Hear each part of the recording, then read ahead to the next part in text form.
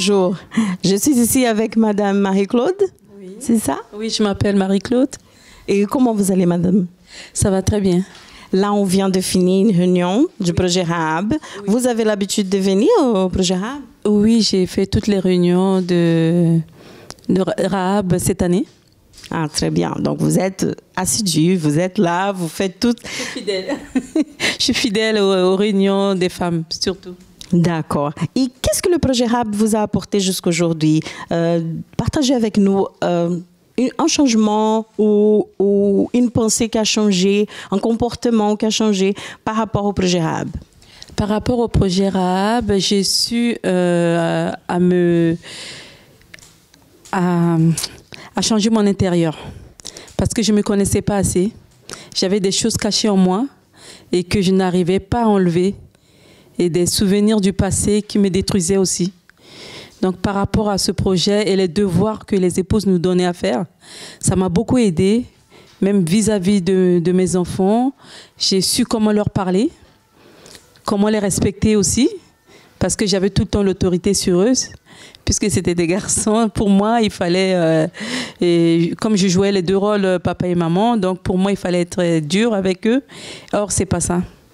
Et les enseignements qu'on a pu avoir pendant toutes les formations qu'on a eues, ça m'a beaucoup, beaucoup aidé à changer mon intérieur, à me valoriser surtout, parce que arrivé à un moment, je ne m'aimais plus. Je ne m'acceptais pas. Je me regardais plus devant une glace. Je me détestais et il y a des moments où, quand je parlais à moi-même, je me posais la question pourquoi je suis née, pourquoi je suis là. Et un jour, l'épouse a parlé et quand je suis rentrée, j'ai fait le devoir qu'il fallait et je me suis retrouvée. Je me suis retrouvée et le changement a commencé à se faire en moi. Vous savez, madame, il y a beaucoup de dames et de jeunes filles qui nous écoutent là maintenant, qui nous regardent et qui ont ce même sentiment. Elles ne s'aiment pas. Quand elles se regardent devant le miroir, elles ont le même réflexe que vous avez eu dans le passé. Donc, qu'est-ce que vous pouvez dire à ces femmes? Parce que notre prochaine réunion du projet Rahab sera le 29 le 29 janvier 2017. Aujourd'hui, nous avons eu notre dernière réunion de l'année 2016. Et qu'est-ce que vous pouvez dire à ces dames? Quelle est l'importance, en fait, qu'elles viennent, qu'elles prennent cette décision de venir? Parce que beaucoup ont déjà entendu parler de la réunion, mais ne sont jamais venus. Qu'est-ce que vous pouvez leur dire comme argument pour venir, déjà pour venir essayer? Je vais leur dire que ce n'est pas toute seule qu'on peut s'en sortir. On ne pourra jamais, parce que ce vide, je le compensais par à acheter des choses inutiles chez moi. Donc ce vide, j'ai fait que dépenser plus pour le monde que donner à Dieu. Et depuis que j'ai commencé ces réunions, en complément avec l'autosoutien, ça m'a beaucoup, beaucoup aidé. Ça m'a permis de me débarrasser de beaucoup de choses en moi-même et de donner de la valeur à ma personne, de m'accepter, de m'aimer.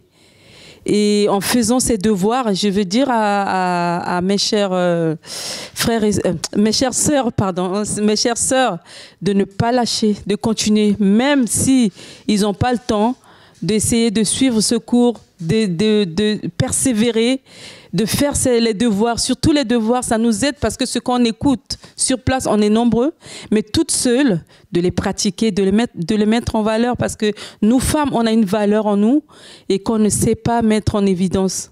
Donc, c'est à nous-mêmes d'essayer de changer notre intérieur d'abord, avant de changer l'extérieur. Parce que l'intérieur est très important. Ça nous détruit, ça nous ruine. Et que toutes les femmes qui m'entendent en ce moment, qui ont des problèmes, parce que nous, on est arrivés au centre d'accueil en tant que femmes, tout le monde a un passé. Pas forcément, mais il y a quand même quelque chose en nous qu'on est venu chercher à s'en débarrasser. Mais pour s'en débarrasser, toute seule, on n'arrivera pas. Avec l'aide des réunions, des formations. Moi, je dis que c'est des formations qu'on suit. De ces formations, ça m'a permis, moi, à changer, à avoir une autre grande vision de la vie, à m'accepter, à essayer d'évoluer autrement. Parce qu'avant, pour moi, la vie était finie, c'était une pendule qui s'est arrêtée. Donc, j'ai remis la pile par rapport à ces réunions et ma pendule est repartie. Et on continue, on s'arrête? Il faut continuer. On doit apprendre encore en plus. on n'a pas fini d'apprendre. Dans la vie, il faut toujours apprendre. Et moi, je vous conseille de continuer et de me rejoindre dans ces réunions, dans ces formations surtout, et qu'on puisse avancer ensemble. À l'exemple de Madame Marie-Claude, venez participer au projet Rahab et à son nouveau cours Autoconnaissance. Un cours pour apprendre à se connaître soi-même. L'inscription est gratuite lors du premier cours.